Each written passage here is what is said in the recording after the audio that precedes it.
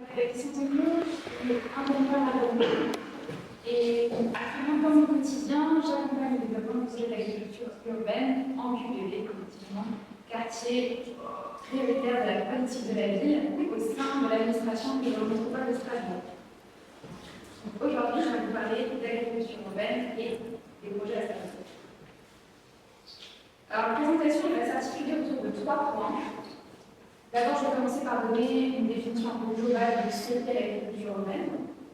Ensuite, je vous parlerai des politiques agricoles et alimentaires de la métropole de Strasbourg. Et enfin, je vous parlerai des projets en privé avec un focus sur le projet systématique du pilote. Alors, l'agriculture urbaine. Qu'est-ce que c'est? L'agriculture urbaine, si on revient un petit peu aux origines, on peut la lier à la naissance d'un mouvement qui est celui de la Green Guerilla, qui est né aux États-Unis dans les années 70. À ce moment-là, en fait, on est dans un contexte de crise économique, de crise alimentaire. On prend souvent l'exemple de Détroit, qui était confronté à une exode de pas mal d'entreprises, notamment d'entreprises automobiles. Et en fait, les habitants se sont retrouvés dans un contexte vraiment de désert alimentaire. Donc à ce moment-là, il y a le mouvement de la Green Guerilla qui consiste en fait à se réapproprier l'espace public, quitte à être dans une forme de désobéissance civile un petit peu. Et l'idée, c'est de planter, semer, cultiver tous les espaces, tous les petits lopins de terre qui sont un peu abandonnés au sein de la ville, pour se saisir en fait de cette question qui est l'alimentation. Donc l'agriculture urbaine, souvent, on la trouve dans des contextes comme une réponse à des crises alimentaires, des crises économiques, des crises environnementales. Si on devait donner une définition, et là ça prend avec des pincettes parce qu'en fait l'agriculture urbaine c'est un concept, je dirais même qu'on devrait parler en réalité des agricultures urbaines, tellement il existe de projets divers et variés. Et si on en donne une, on considère que toute action de cultiver les villes est reconnue comme agriculture urbaine. Il y a 3 éléments qui la caractérisent. Sa localisation, ça peut être sur les toits, dans les friches, dans les cours d'école, dans les caves, sur des espaces publics. La variété des produits, ça peut être des produits alimentaires, des produits non alimentaires, des fruits, des légumes, des plantes aromatiques, des plantes territoriales, par exemple.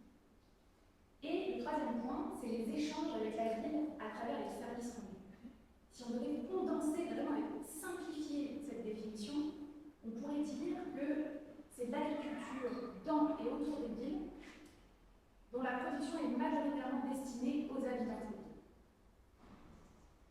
Si on voyage un petit peu à travers le monde, pour donner quelques exemples, j'aime bien citer Paris parce que c'est vraiment pour le coup une réponse à une crise qui était celle de la Première Guerre mondiale. On se retrouve dans un contexte de crise alimentaire, de crise économique. Donc comme on peut le voir, ici, on a toute la première couronne de Paris qui est investie de jardins ouvriers qui sont actuellement jardins ouvriers. Un deuxième exemple, et je l'ai cité juste avant, c'était Détroit, aux États-Unis. Donc là, pareil, Green Guerilla, on retrouve tous les espaces publics qui sont vraiment cultivés, c'est encore le cas aujourd'hui. Un autre exemple qu'on peut citer, c'est Cuba. Et je dirais même que c'est une référence à l'échelle mondiale. En réponse à une crise politique, ils ont été plus ou moins obligés en fait, de se débrouiller par eux-mêmes, et donc ils ont cultivé quasiment l'intégralité de leur production en périphérie des villes, dans les villes, à tel point qu'ils ont développé un système vraiment efficace en termes d'agroécologie, de qualité de produits, de quantité, que ce soit pour les productions maraîchères ou, un autre exemple qu'on peut citer, c'est par exemple pour l'apiculture.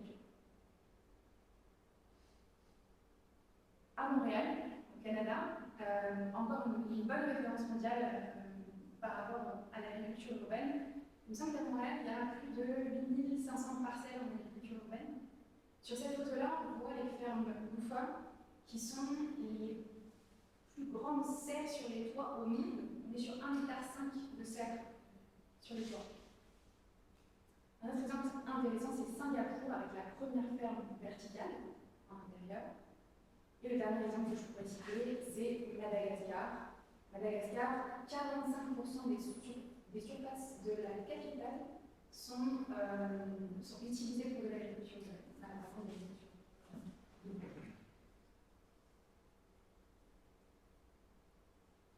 Ok, donc là on a une idée de la définition, qu'est-ce que c'est de l'agriculture urbaine. Maintenant, avec tous ces projets, qu'est-ce qu'on fait, comment on fait pour essayer de les classifier un petit peu. Je m'appuie sur la source de l'AFOP, l'Association française d'agriculture urbaine professionnelle, qui a proposé une répartition des différents projets en 3 typologies, en s'appuyant sur des gradients, comme vous pouvez le voir en bas, donc les activités sociales et les activités agricoles. Si on pousse le curseur à activités sociales, on trouve les jardins collectifs, les potagers, les jardins ouvriers. L'idée dans ces types de projets-là, c'est qu'en général, ils sont initiés par une dynamique sociale, c'est-à-dire ça peut être des écoles, des EHPAD, des collectifs qui se créent. Et l'objectif principal, c'est de produire pour se nourrir. C'est de l'autoproduction. Il n'y a pas de notion marchande. En général, les productions sont autoconsommées, données, troquées. Ensuite, on se trouve à peu près au milieu entre activité sociale, activité agricole. Là, on parle des fermes urbaines participatives. Donc, c'est des fermes qui offrent vraiment une diversité d'activités. Bien sûr, il y a l'activité agricole qui représente moins de 50% de revenus. Et il y a tout l'à côté, les animations, les formations, les volets culturels, les visites, la restauration, pourquoi pas. Et la troisième catégorie, c'est les fermes urbaines spécialisées. Donc là, on pousse au max les activités agricoles. On considère que ces fermes-là, elles génèrent plus de 50% de leurs revenus à partir des activités agricoles. Assez souvent, on est sur des modèles qui sont plutôt axés sur la technologie, et donc assez rapidement, on doit avoir un retour sur investissement, d'où la volonté de productivité, d'optimisation des départ. Ok, donc là, on a la définition, on sait à peu près comment classer ces projets-là, mais en réalité, l'agriculture urbaine, ça sert à quoi? On peut considérer l'agriculture urbaine comme une espèce de couteau suisse. Alors bien sûr, dans l'agriculture urbaine, il y a agriculture, donc on le rattache à la production agricole, qu'elle soit alimentaire ou non. Il y a aussi un enjeu assez fort sur l'écologie. Il n'y a pas vraiment d'intérêt à faire 1 hectare de maïs en pleine ville. Donc là, l'idée, c'est plutôt de partir d'une contrainte qui est petite surface pour essayer de le transformer en des systèmes hyper productifs. Hyper productifs, j'entends là pas que en valeur marchande, mais aussi en service écologique. Donc, et vous verrez tout à l'heure, j'en parlerai, l'objectif, c'est d'avoir des projets qui répondent à des attentes assez élevées en termes de biodiversité. Donc, ça peut passer par un panel de possibilités, les plantations, ça peut être du maraîchage en agroforesterie, maraîchage sur son vivant, il y a plein de choses qui existent, plantation de haies, mise en place de mares. En tout cas, ces projets en général, ils ont vocation à être vertueux et à avoir un impact positif sur la biodiversité et à créer des îlots de fraîcheur en ville. Troisième enjeu qui est intéressant, circuit court. On est en ville, les consommateurs sont directement en proximité. Ça nous permet d'avoir des productions de qualité parce qu'on peut les cueillir à maturité et ça permet aussi d'économiser le transport. Ensuite, le lien, plutôt les liens. Et là, pour moi, je considère que c'est vraiment le cœur des projets d'agriculture urbaine, parce que l'idée, c'est pas de produire suffisamment pour nourrir les villes et de révolutionner l'agriculture. L'idée, c'est de se baser sur une production agricole, mais surtout d'avoir un impact social. Donc, le lien, on peut parler de lien entre le monde rural tel qu'on l'imagine, les agriculteurs tel qu'on les imagine, avec le monde urbain, les gens qui sont souvent déconnectés de leur alimentation, le lien entre la nature et la ville, les liens aussi entre les habitants dans un quartier. Voilà. Voilà, il y a vraiment cette idée de lien social. Il peut se décliner énormément d'axes. On peut en citer un qui est celui de la pédagogie. Un des enjeux de l'agriculture urbaine, c'est de se servir de la production agricole pour développer des thématiques comme le lien entre la santé et le bien manger, comment poussent nos aliments, c'est quoi l'impact de la biodiversité, les insectes, c'est cool, apprendre aux enfants et parfois aux adultes, que les betteraves, ça pousse dans la terre et pas sur les arbres, ça paraît très très basique, mais en fait il faut vraiment le voir comme un lieu d'éducation, un lieu support à l'éducation en ligne. Et le dernier enjeu auquel l'agriculture urbaine peut répondre, c'est celui de l'emploi. Parce que, comme je le disais tout à l'heure, on est souvent sur des petites surfaces, donc peu de mécanisation, donc besoin de plus de main-d'œuvre. Ça tombe bien, ça nous permet de proposer des emplois, parfois même des emplois en insertion, des formations. Ça peut être un canal intéressant. Ok, donc maintenant qu'on a parlé du global, on va zoomer un petit peu sur ce qui se passe à la métropole de Strasbourg. L'agriculture urbaine, elle se trouve à la croisée de deux politiques qui sont la politique agricole et la politique alimentaire. On va commencer par la politique agricole. Alors, je vous disais tout à l'heure, l'agriculture urbaine, il y a plein de façons de la percevoir. Dans la définition qu'on donnait, les jardins partagés et les jardins familiaux sont considérés comme de l'agriculture urbaine. C'est aussi le cas pour nous. Ceci étant, de par l'ancienneté, l'historique en fait, de tous les jardins familiaux, jardins partagés, c'est considéré comme, on va dire, un paquet en soi qui est géré par des directions différentes. On considère que l'autoproduction vivrière, c'est les jardins familiaux, les jardins partagés, les potagers urbains collectifs. Les jardins familiaux, il y en a 4800 à Strasbourg. Il y a encore une liste d'attente qui est assez longue, et en tout cas une forte demande d'avoir accès à des petits locataires pour cultiver ces terrains. Ensuite, on a l'agriculture urbaine. Là, il y a le projet Cité Fertile dont je vous parlerai tout à l'heure. Il y a 5 structures qui sont déjà implantées. Il y a une champignonnière, il y a 3 agriculteurs qui font vraiment du maraîchage de type conventionnel. Et ensuite, il y a l'agriculture qu'on appelle professionnelle. Alors, c'est peut-être pas le terme idéal, mais ça nous permet, nous, de différencier l'agriculture urbaine de l'agriculture professionnelle. Souvent, quand on dit professionnel, c'est parce que les agriculteurs sont tous matriculés à l'ENSA, ils font une déclaration à la PAC, alors que généralement, en tout cas pour ce qu'on voit actuellement à Strasbourg, les porteurs de projets en agriculture urbaine, ça peut être des associations, des entreprises, mais ils n'ont pas nécessairement le statut officiel d'agriculteur. L'agriculture professionnelle occupe un tiers du territoire de la métropole de Strasbourg. Ça correspond à 11 000 hectares. Comme vous avez pu, je pense, l'observer, comme vous pouvez l'imaginer, 3 quarts de ces surfaces-là sont dédiées à la production de céréales. Un point de vigilance par rapport à ça, c'est qu'on estime que 25% de ces agriculteurs vont partir à la retraite d'ici 2026. Enjeu fort de renouvellement des générations.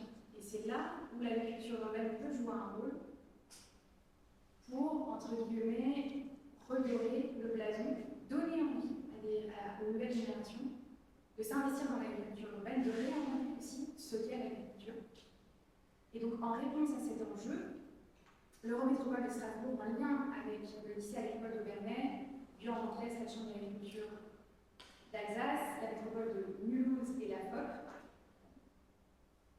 sont en train de développer un module de spécialisation qu'on appelle UCA, dans le parcours du PPE1 au lycée agricole de Bernay. L'objectif, c'est d'offrir l'opportunité de former les personnes qui sont intéressées aux enjeux locaux, vraiment spécifiques à Strasbourg, de l'agriculture urbaine. On va leur apprendre quels sont les règles d'urbanisme, comment on fait pour répondre à un appel à projet, quel type de subventions il faut chercher. Voilà. C'est vraiment une essaie de créer du lien entre les formations agricoles plutôt classiques et les nouveaux projets qui pourraient émerger. Alors, la politique alimentaire. Bien évidemment, l'agriculture urbaine a aussi sa place.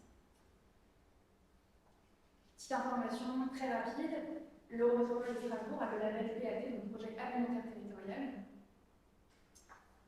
L'objectif de ce PAT, c'est vraiment de mettre en réseau tous les acteurs de l'alimentation.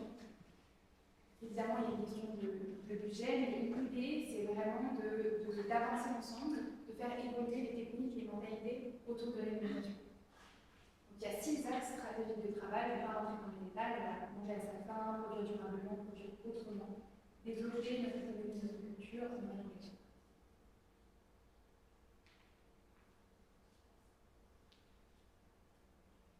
Maintenant, je vais faire un focus sur les projets en QPV, donc un titre prioritaire de la politique de la ville. Mais avant ça, un petit mot sur la politique de la ville, qu'est-ce que c'est? On peut considérer que c'est comme une boîte à outils qui a pour objectif de favoriser l'équité territoriale sur le territoire de notre établissement. Pour vous donner un exemple d'inégalité territoriale qui a pu être constatée récemment, près d'un enfant sur 5 en grande section maternelle et en surpoids, on va dire sur l'ensemble de Strasbourg, ça correspond à 19%. Cette moyenne-là, elle atteint 24% au sein des QPV et elle peut même aller jusqu'à 28%.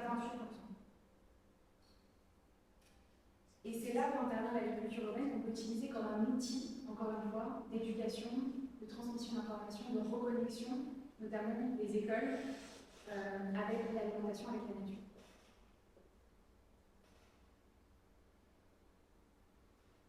Alors, le projet Cité Verte.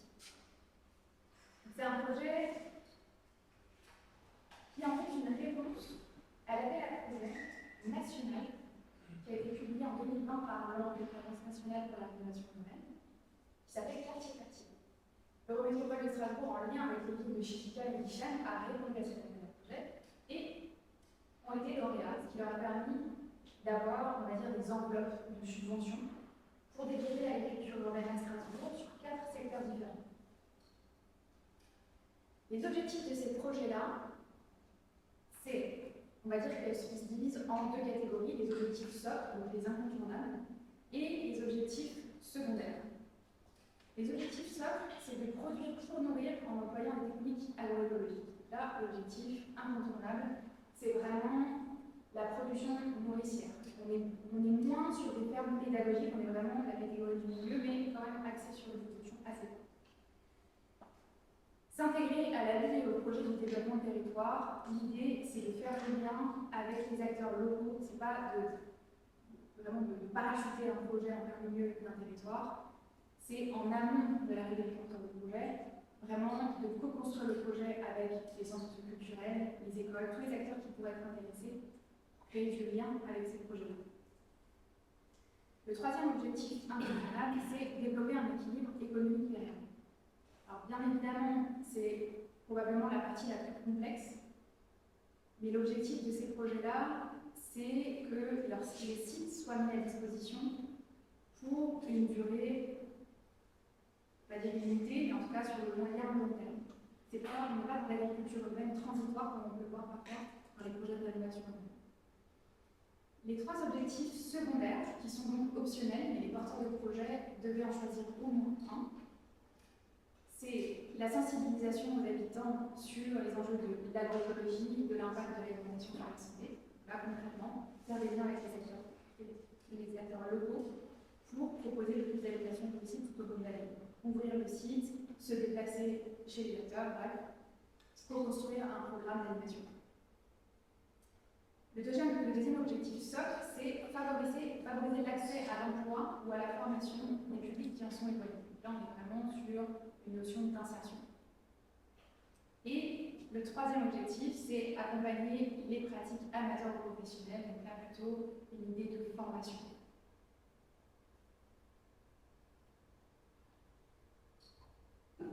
Donc, l'Eurométropole de Strasbourg a reçu des enveloppes, faite à mettre à disposition aux porteurs, on a les objectifs. L'idée, c'est de mettre à disposition ces terrains, d'accompagner les porteurs, de leur mettre à disposition des subventions d'investissement et de faire en sorte que les sites soient équipés le plus possible, donc toujours pour l'électricité, pour qu'ils puissent développer leur projet dès le départ.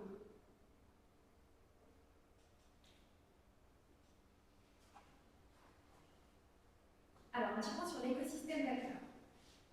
Pour vous donner une idée un petit peu l'envers du décor de comment on construit ce type de projet-là au sein d'une administration. Ce qu'il faut savoir avec les projets d'agriculture urbaine, c'est qu'on est vraiment dans une démarche d'innovation, d'expérimentation, même si ça fait longtemps qu'on en parle, on n'a pas encore les fondations solides sur le plan administratif, judiciaire, juridique, pardon. Et donc, on fait partie d'un réseau qui est animé par la COP, l'Association française d'agriculture professionnelle. Donc, il y a plusieurs métropoles en France, pardon, qui font partie de ce réseau et qui continuent à faire évoluer la connaissance pour vraiment essayer d'adapter la réponse des collectivités à ce genre de projet. Parce que comme je le disais tout à l'heure, on n'est pas sur des statuts agricoles, on n'est pas dans le code rural. On ne peut pas déclarer les parcelles à la PAC, et donc on ne peut pas avoir des subventions à la PAC. On aimerait mettre à disposition ces terrains, on ne peut pas leur proposer un bail rural, mais ce n'est pas vraiment une association. En fait, à chaque fois, on est entre deux. On essaie de les faire rentrer dans une case,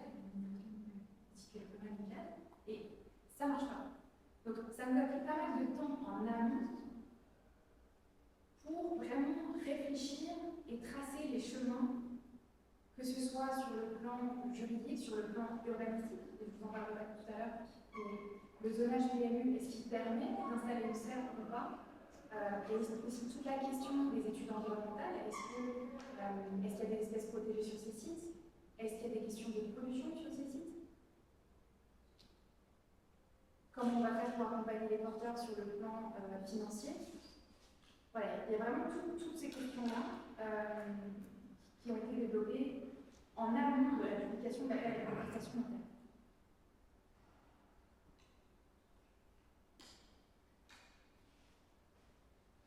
L'objectif, une fois qu'on a eu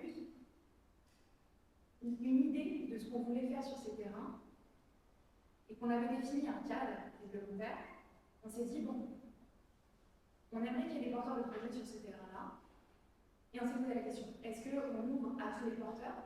Est-ce que ça doit être déjà des structures qui sont implantées à Strasbourg? Est-ce que même ça doit déjà être des structures, ou est-ce qu'on ouvre aux collectifs qui auraient l'intention de se créer en association d'entreprise? Ce qu'on s'est dit, c'est qu'on voulait que ce soit le plus ouvert possible avec un cadre quand même assez strict, parce que derrière nous, on avait l'ANRU, l'Agence nationale pour l'innovation urbaine, avec un certain cahier des charges et des attendus quand même assez complexes. On savait que ça ne pourrait pas, que ça pourrait être un appel à la contestation interne plutôt, complexe. Donc on a laissé 4 mois, il a été publié en janvier 2023, les candidats ont eu 4 mois pour déposer leur candidature. Pendant ces 4 mois, il y a eu des sessions d'échange, des visites de sites. Ensuite, il y a eu 2 mois pour nous permettre d'analyser ces candidatures. Donc, il y a eu 3 terrains qui ont été publiés.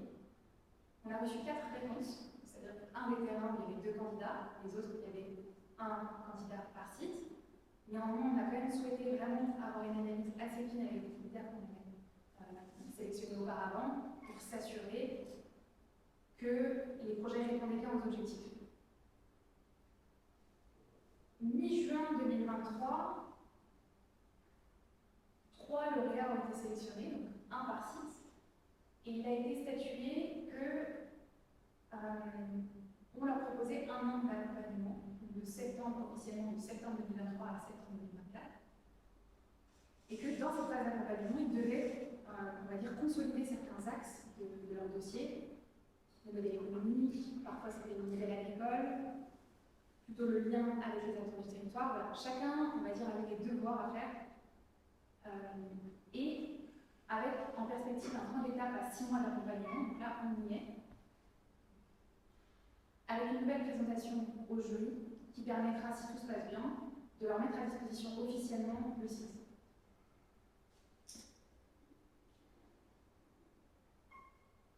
Pour vous donner des éléments un petit peu concrets, sur chacun des 3 sites mis à disposition. Le premier, il est à la Cité-Ville. C'est un terrain qui fait 1 hectare. Là-dessus, on a une complexité parce que le zonage PLU ne permettait pas l'implantation de bâtiments agricoles. Par exemple, si on avait gardé les mêmes zonages, on n'aurait pas pu mettre des serres sur ce terrain. Donc on a profité de la modification 4 qui allait être initiée à l'époque pour changer de zonage. On a deux contraintes sur ce site-là. C'est qu'on a trouvé des pollutions assez importantes sur 2000 m². Donc non cultivables en plein air. Et autre contrainte, c'est qu'on est sur un site qui est inondable, parce qu'on est juste à côté.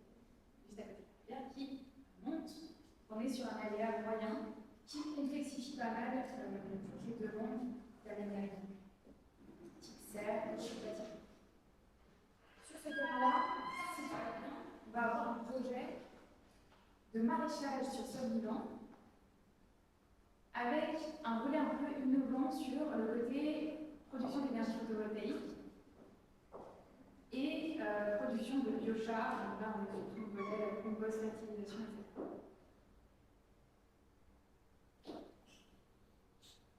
Le second site, il est à l'Elzo. On est sur une superficie, c'est le petit site 1000 m². On est sur un zonage qui permet déjà les projets d'agriculture urbaine, donc ça c'est parfait. Par contre, là encore, on est sur un site qui est inondable. Le projet qui a été proposé sur ce site-là, c'est un mix entre culture et agriculture. L'objectif, c'est de mettre en place un verger en permaculture avec tout un volet artistique, théâtre, des concerts, etc. Et pour le coup, ce site-là, les porteuses de projet, en fait, sont un collectif qui n'était pas encore monté en association ni en entreprise. On va dire que c'est un peu voilà, c'est le projet qui va nécessiter le plus d'accompagnement, mais c'est aussi celui qui sort un petit peu on va dire du chemin de ce qu'on s'attendait, et c'est très très intéressant pour moi. Et le dernier site, c'est celui du Méhof. Donc là, on est vraiment tout au-dessus du Méhof, en bordure de réserve naturelle. Le site fait 1,3 hectare. Zonage à bloqué, pas d'inondabilité. Et là, l'idée, c'est de développer un projet de maraîchage en agroforesterie avec une partie du site dédiée vraiment à un espace pédagogique pour les animations et un espace qui serait ouvert et mis à disposition des acteurs du territoire. Le projet d'école verte, c'est une ferme pédagogique. Donc là, pour le coup, comme je le disais, on n'est plus dans le contexte cité fertile, on n'a pas l'enjeu vraiment de productivité, de rentabilité vraiment sur le long terme. L'objectif, c'est de s'appuyer sur des bacs, de la culture en plein air, et de laisser aussi d'ouvrir l'espace aux écoles, par exemple, aux associations, pour être accompagnés dans la culture maraîchère. Ou autre, ça peut être aussi un espace pour du compost, un espace pour les plantations de haies, la taille des fruitiers, etc., etc. On est au Aubert sur un site de 4000 m² qui leur a été mis à disposition au cours de l'été 2023. Il a été clôturé par la suite. Si on voit, voilà. On est vraiment dans un endroit où c'est une friche, en fait. On est en pied d'immeuble sur un terrain au métropole de Strasbourg. Juste à côté, il y a une école et on est entre deux squares. C'était vraiment un endroit qui était inutilisé un peu.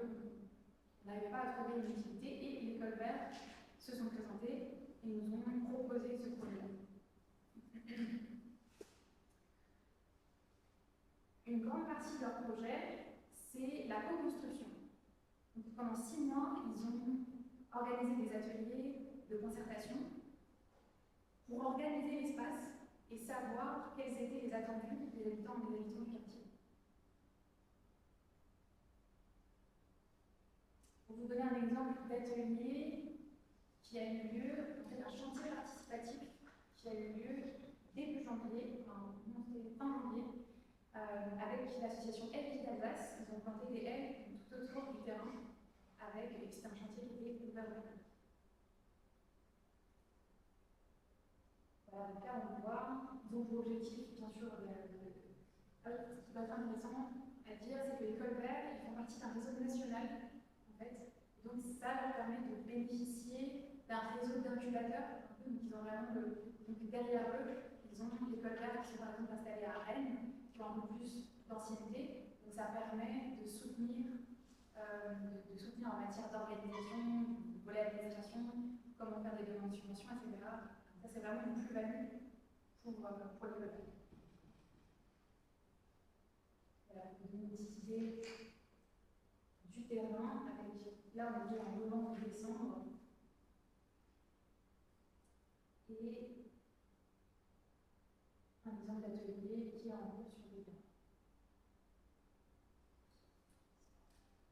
Voilà, Lisa vous présenter beaucoup mieux que moi, mais si vous avez des questions, j'essaierai de répondre pour le projet d'école vert.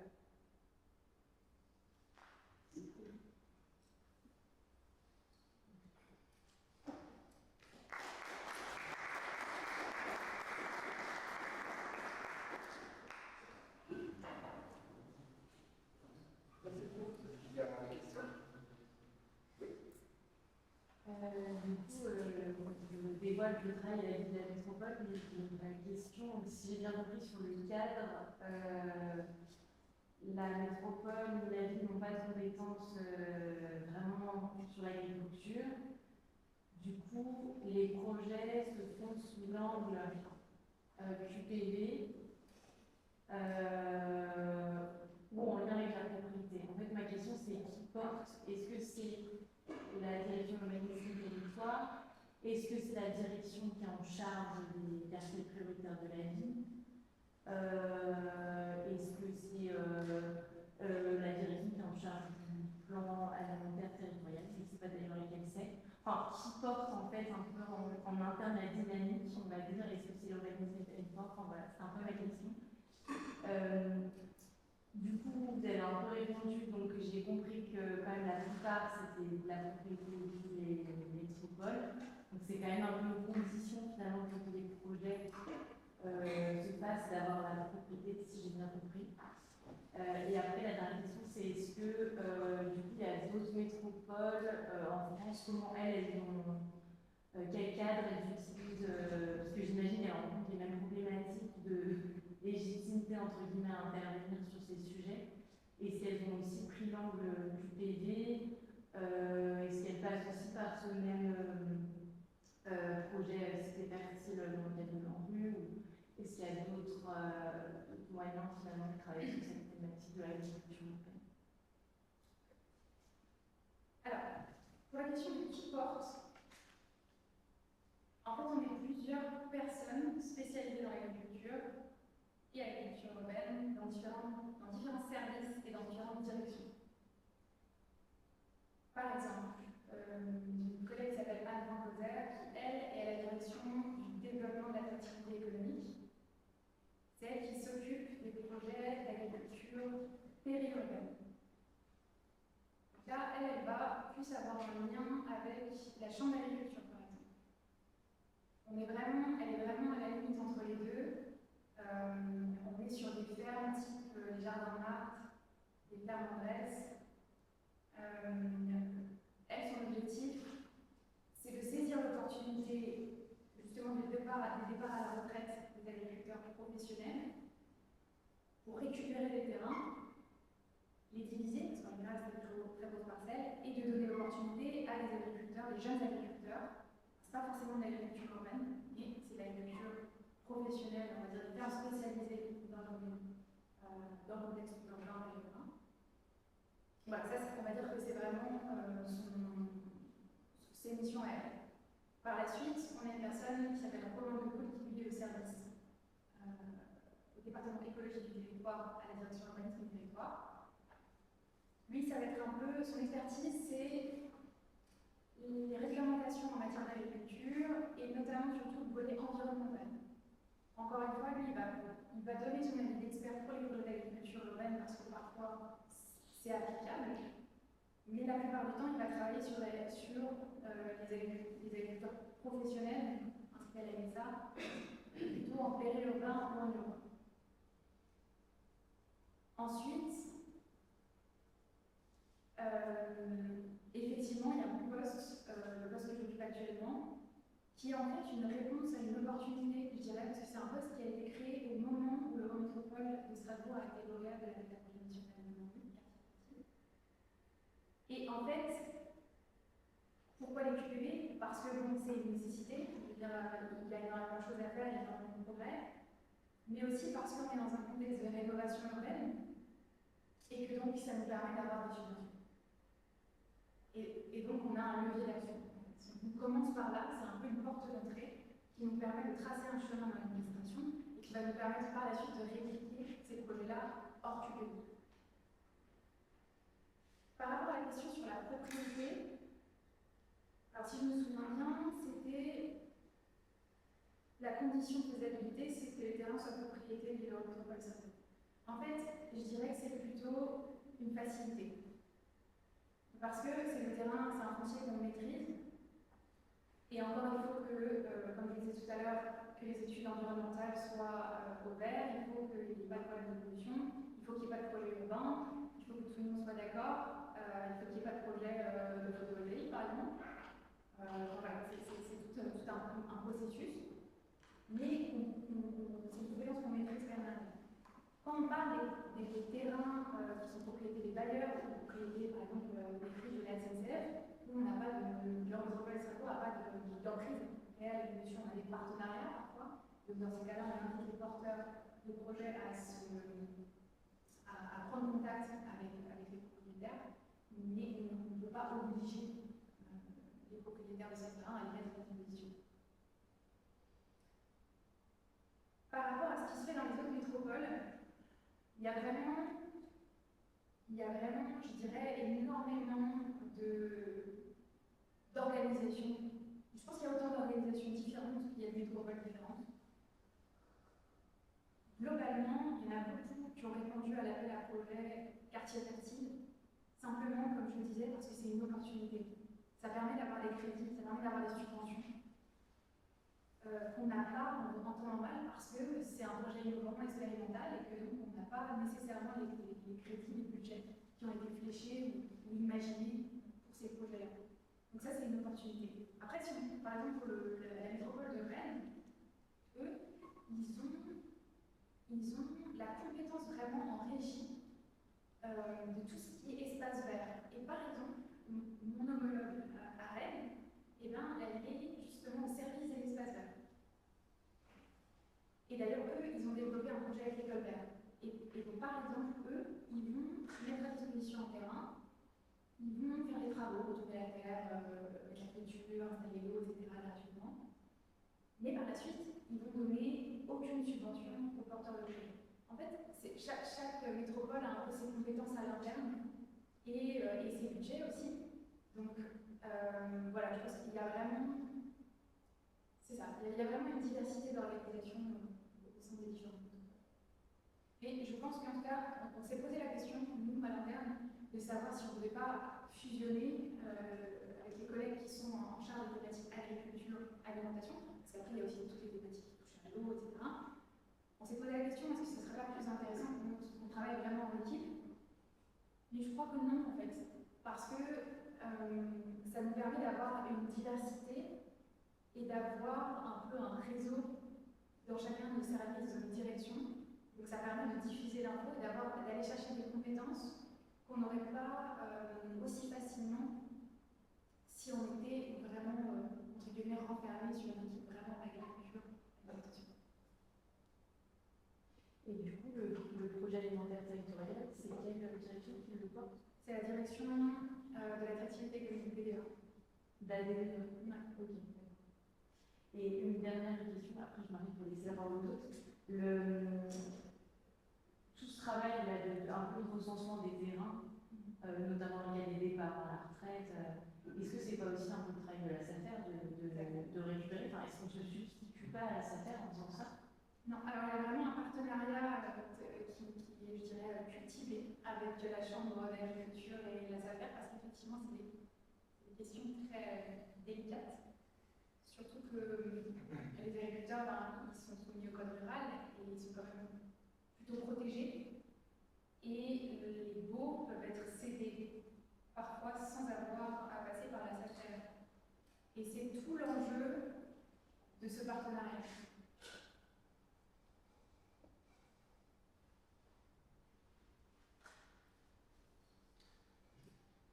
J'ai une question par rapport au terrain, parce que là, ces terrains-là, ils sont inondables, pollués. Je vous demandais d'ailleurs pourquoi vous allez sur un terrain pollué, c'est pour montrer ça. Et là, si on parlait du terrain des agriculteurs, c'est quand même pas tout à fait le même terrain, j'imagine, du point de vue qualité agricole, productivité des terrains. Non, là, vous ne présentez pas le projet sur le terrain qui serait plus fertile, je crois. Vous voyez ce que je veux dire? Alors, là, c'est que pour moi, j'ai du terrain inondable, j'ai plein de terrains pollués potentiellement. Il se passe que, pourquoi ces terrains-là? Pour aller faire l'agriculture sur un terrain pollué, je me pose la question. alors, je dirais que c'est pas parce qu'un terrain est en contexte urbain qu'il est nécessairement plus pollué. Je dirais plutôt qu'on fait des études qui trouvent la pollution parce qu'on est en contexte urbain, mais on ne les fait pas en contexte rural. Ce serait intéressant de les faire. En ce qui concerne la fertilité, une même chose, ces terrains-là, c'est souvent des friches. On appelle friches, ce n'est pas nécessairement le bon terme, finalement c'est des prairies. Et donc en fait, dans les études agronomiques, on se rend compte que c'est des terrains qui sont plutôt fertiles, qui sont riches en matière organique. Je serais curieuse de faire une comparaison avec des terrains qui sont cultivés depuis 20, 30, 50. Et ce qui est un peu bizarre, c'est que les agriculteurs, on leur demande de transformer des terrains agricoles en prairies. Et à Strasbourg, on transforme les prairies en terrains agricoles. Exactement, on n'est pas sur la même échelle et on n'est pas sur les mêmes objectifs. Parce que les agriculteurs, par exemple, les plus gros agriculteurs de l'Eurométropole, il a 100 hectares. Là, on est sur des terrains de 1000 mètres carrés. Mais effectivement, c'est une question et il y a des services au sein de l'Eurométropole qui veillent justement à cette question parce que les prairies ont un intérêt écologique très très fort et un objectif de préservation. Après, je pense qu'il faut trouver un équilibre avec on va dire les bénéfices, les services que peuvent apporter chacun de ces